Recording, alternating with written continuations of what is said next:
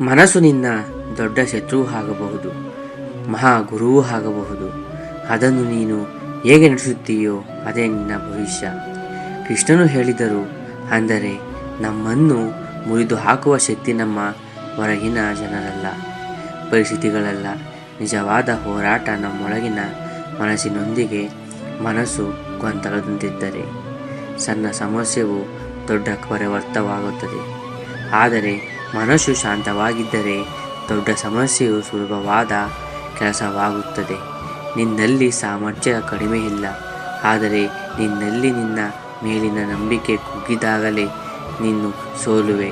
ಹೀಗಾಗಿ ಪ್ರತಿದಿನ 5 ನಿಮಿಷ ಶಾಂತವಾಗಿ ಕುಳಿತು, ನಾನು ನನಗಾಗಿರಲು ಸಾಕು, ನನ್ನ ಜೀವನವು ನಾನು ನಿರ್ಮಿಸುತ್ತೇನೆ ಎಂದು ಮನಸ್ಸಿಗೆ ಹೇಳು.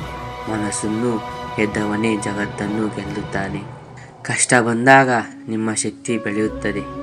ಎದುರಿನ ಗಾಳಿ ಬಲವಾದಾಗ ಹಾರುವ ಹದ್ದು ಇನ್ನೂ ಎತ್ತರಕ್ಕೆ ಏರಿದಂತೆ. ಕಷ್ಟ ಬಂದಾಗ ನೀನು ಕೂಗಬೇಡ, ನೀನು ಇನ್ನೂ ಶಕ್ತಿವಂತನಾಗುವೆ. ಸಮಯ ಅದು. ಸಾಮಾನ್ಯವಾಗಿ ನಾವು ಯೋಚಿಸುವುದು, ಎಲ್ಲವೂ ಸರಿಯಾಗಿದ್ದರೆ ನಾನು ಮುಂದೆ ಹೋಗುತ್ತೆ. ಆದರೆ ಕೃಷ್ಣ ಹೇಳುತ್ತಾರೆ, ನಿನ್ನನ್ನು ಕಟ್ಟುವುದು ಸುಲಭದ ದಿನಗಳು ಅಲ್ಲ, ಕಠಿಣ ದಿನಗಳು. ಕಷ್ಟದ ಸಮಯದಲ್ಲಿ ನಿನ್ನ ನಿಜವಾದ ಧೈರ್ಯ, ನಿನ್ನ ನಿಜವಾದ ಸಾಮರ್ಥ್ಯ ಹೊರಬರುತ್ತದೆ. ಸ್ನೇಹಿತೆ, ಸಮಸ್ಯೆ ಬಂದಾಗ ನಿನ್ನ ಮನಸ್ಸು ಕುಸಿಯುತ್ತದೆಯೋ, ನಿನ್ನ ಧೈರ್ಯ ಎದ್ದು ನಿಲ್ಲುತ್ತದೆಯೋ? ಪ್ರತಿ ಕಷ್ಟವನ್ನು ಎದುರಿಸುವಾಗ ಅದನ್ನು ಹೀಗೆ ನೋಡಬೇಕು, ಇದು ನನ್ನನ್ನು ಮುರಿಯಲು ಬಂದಿಲ್ಲ, ಇದು ನನ್ನನ್ನು ದೊಡ್ಡವನಾಗಿಸಲು ಬಂದಿದೆ.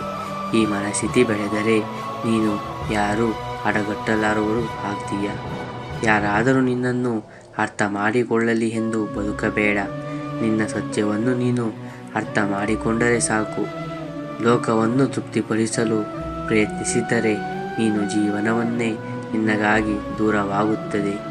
ಜನರು ನಿನ್ನನ್ನು ಅರ್ಥ ಮಾಡಿಕೊಳ್ಳಲು ಪ್ರಯತ್ನಿಸುವುದು ತಾತ್ಕಾಲಿಕ, ನೀನು ಅರ್ಥ ಮಾಡಿಕೊಳ್ಳುವುದು ಶಾಶ್ವತ. ನಿನ್ನೊಳಗೆ ಏನು ಬೇಕೋ, ಸುಳ್ಳು ನಿಜವೇನು, ನಿನ್ನ ಮೂಲ ಏನು, ಇವುಗಳನ್ನು ಅರಿತ ತಕ್ಷಣ ಯಾರ ಅಭಿಪ್ರಾಯವೂ ನಿನ್ನನ್ನು ಸುವುದಿಲ್ಲ. ಲೋಕ ಮರೆತರೂ ಪರವಾಗಿಲ್ಲ, ನಿನ್ನ ಆತ್ಮ ನಿನ್ನನ್ನು ಮರೆತರೆ ಅದೇ ನಾಶ. ಕೃಷ್ಣನು ಹೇಳಿದ್ದು, ಸ್ವತಃ ಅರಿವು ಇದ್ದರೆ ಉಳಿದ ಎಲ್ಲವೂ ಸ್ವತಃ ಸರಿ ಆಗುತ್ತದೆ. ಅತೀತದ ಬಗ್ಗೆ ಪಶ್ಚಾತ್ತಾಪ, ಭವಿಷ್ಯದ ಬಗ್ಗೆ ಭಯ, ಇವುಗಳು 2 ಮನಸ್ಸಿಗೆ ಬಂಧನ. ಕರ್ಮದ ಮೇಲೆ ನಿಜವಾಗಿ ಗಮನವಿದ್ದಂತೆ ಶಾಂತಿ. ಹಳೆಯ ತಪ್ಪುಗಳ ಬಗ್ಗೆ ಎಂಡ್ಲೆಸ್ಲಿ ಯೋಚಿಸುವುದರಿಂದ ನಿನ್ನ ಕೈಯಲ್ಲಿರುವ ಶಕ್ತಿ ಹೋಗುತ್ತದೆ. ಭವಿಷ್ಯದ ಬಗ್ಗೆ ಯೋಚಿಸಿ ತಾಳನವಾದರೆ ನಿನ್ನ ಗಮನ ಆಸಕ್ತಿ ಆಗುತ್ತದೆ. ಜೀವನ ಒಂದೇ ಕ್ಷಣದಲ್ಲಿ ನಿಂತಿದೆ. ಈ ಕ್ಷಣದಲ್ಲಿ ಕೃಷ್ಣನು ಗೀತೆಯಲ್ಲಿ ಹೇಳಿದ್ದು ಇದೆ, ನಿನ್ನ ಕರ್ತವ್ಯಕ್ಕೆ ನಿಷ್ಠೆಯಾಗು. ಫಲದ ಲಲಾಸೆಯಿಂದ ಮನಸ್ಸನ್ನು ಕಟ್ಟಿಹಾಕಬೇಡ. ಅತೀತಕ್ಕೆ ಗಲ್ಟಿ, ಭವಿಷ್ಯಕ್ಕೆ ಭಯ, ಇವು 2 ನಿನ್ನ ಶಕ್ತಿಯನ್ನು ಕಿತ್ತಿಕೊಳ್ಳುತ್ತವೆ. ಇನ್ನು ಉತ್ತಮವಾಗಲು ನಿನ್ನ ಕೈಯಲ್ಲಿರುವ ಏಕೈಕ ಶಕ್ತಿ ಈ ಕ್ಷಣ. ನಿನ್ನ ಶತ್ರು ಹೊರಗಿಲ್ಲ, ನಿನ್ನೊಳಗಿನ ಸಂಶಯ, ನಿನ್ನೊಳಗಿನ ಭಯ, ಅದನ್ನೇ ನೀನು ಗೆಲ್ಲಬೇಕು. ಕೃಷ್ಣ ಹೇಳುತ್ತಾರೆ, ನಿನಗೆ ಅಡ್ಡಗಟ್ಟುವವರು ಜನರಲ್ಲ, ನಿನ್ನ ಯೋಚನೆಗಳು, ನಿನ್ನ ಭಯಗಳು, ನಿನ್ನ ನಾನು ನಾಲಗಾರ ಅನ್ನೋ ಭಾವನೆ. ಇವುಗಳೇ ನಿನ್ನನ್ನು ಹಿಂದೆ ತಳ್ಳುತ್ತದೆ.